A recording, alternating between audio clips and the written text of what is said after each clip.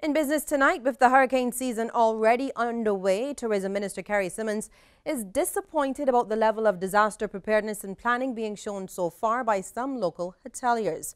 As a result, he's calling on all players in the industry to acknowledge the very real threat posed by natural disasters and to urgently step up their level of preparation. Now, he made the comment following a recent effort by his ministry to assess the disaster preparedness of players in the industry through a telephone survey. In a recent address to hoteliers, he expressed additional concern that only 35 of the 88 hoteliers contacted actually responded. Of the few that participated, my worst fears were then made apparent. So if you have 35 participating, you have 22 respondents who are able to say, we have a hurricane plan. You have 2 respondents who are saying we're in the middle of developing a plan. You have 14 respondents who could say that they have provision to feed guests in a crisis of that nature. And you have 16 who could say that they have generators so that you could generate some electricity. Well, the minister says while some hoteliers may want to argue that they need concessions to enable them to be more disaster ready, concessions are not needed for some of the simpler things like establishing an assembly point in case of disaster. Still, he says his ministry stands ready to assist the local sector with advice and guidance on disaster mitigation and business continuity plans. In the interest of the country now, in the interest of the country's reputation, we are seen as the leading tourism destination in the Caribbean. And I have to be frank with you, I am uncomfortable with a BHTA grouping or a set of hoteliers, even outside of the BHTA, who do not recognize the importance of trying to make sure that we get on board with regard to this matter. Well, CIBC First Caribbean branches here in Barbados and across the region recently feted customers and clients with a special appreciation day. The special client appreciation day was marked across the bank's 16-member regional footprint, and the bank's senior executives fanned out across the various business units to give an extra special welcome to those visiting the various locations to conduct transactions. Commenting on the initiative, CIBC's Chief Executive Officer Colette Delaney reminded staff the only reason the bank existed was because of its clients. And here in Barbados, steel pan music filled the banking halls at the Sunset Crest, Warren's and Sheraton branches as talented musicians Kiefer Kinch and Kashim Durant serenaded clients as they did their banking. And Durant was joined at Sheraton by saxophonist Romario Wilkinson. In international business, the United States has granted Iraq a temporary 3-month extension to buy electricity from Iran. But after that, sanctions imposed by the U.S. against countries doing business with Tehran will kick in. Now, Iraqis rely on Iran for vital supplies, but in the summer months, even that is not enough. Iraq cannot meet its own electricity needs. Even a city like Basra, which because of its huge oil wealth could be one of the richest cities in the world. A vast amount of the electricity comes from close by across the border in neighbouring Iran. The US has increased sanctions on Iran in recent months, and this could seriously affect neighbouring Iraq, which depends on Iran for its power supply. Iraq relies hugely on Iran for this vital resource. Any decrease in that power supply could cripple the local economy further. We saw angry demonstrations over the lack of services in Basra last year. The situation hasn't improved since then. Your business with the kind compliments of the Barbados Workers Union Cooperative Credit Union Limited, who remind you that you are better with us.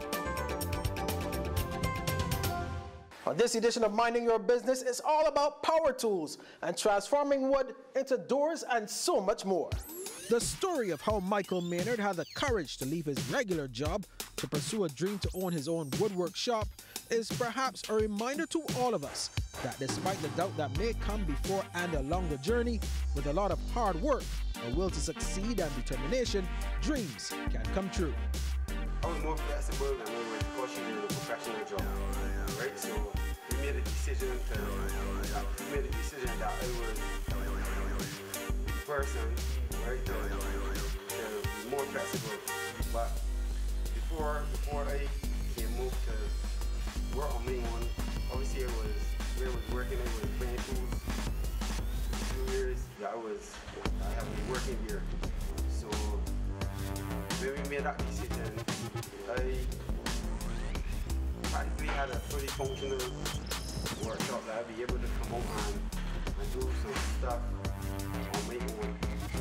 Michael says, interestingly enough, it was actually metalwork and not woodwork that he did at school. But after leaving school at the age of 17, he got his first taste of doing woodwork at his first job cleaning a workshop.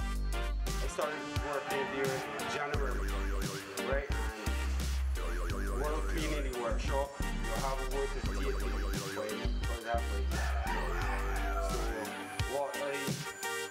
what I did was, like, how you learn to use the tools, I would cut up the material and take it for heat. So I learned to use the saws and so on. And then on the evenings when work finished and the guys doing overtime, right then, I would ask the guys to give me something to do. And he says he caught on quickly. And the following month, he got the courage to ask his boss for the opportunity to build something. She agreed, and that first box that he made gave birth to the passion that is now MJS Woodwork today at Eastbourne No. 1 St. Philip. He says working on his confidence was his first challenge, but over time he overcame it, to the point where he sees communication with his customers as one of the most important parts of doing business. And more importantly, he also lets his work speak for itself.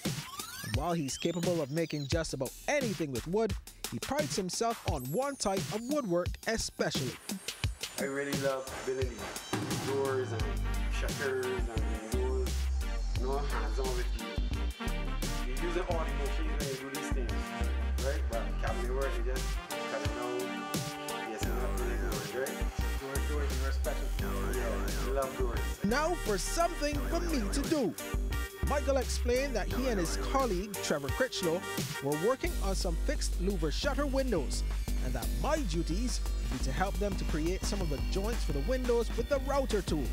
So after he showed me the ropes a few times, it was time to put the router into action.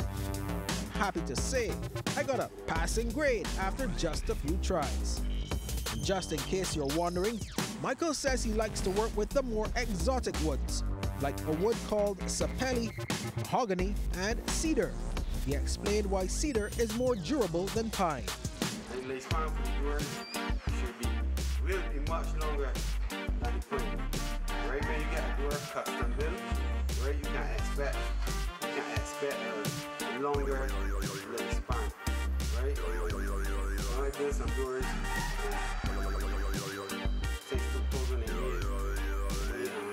My father's home, and you can see that the doors, standing up the ceiling, how they come, how I build them in the beginning, right? So I just over a period of time, just a matter of maintenance, painting, and so on.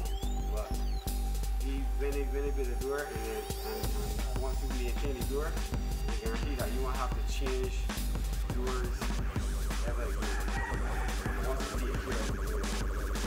Now, if you'd like to get in contact with Michael Maynard and MJS Woodwork, just give them a call at 243-5448 or check them out on social media platforms, Facebook and Instagram.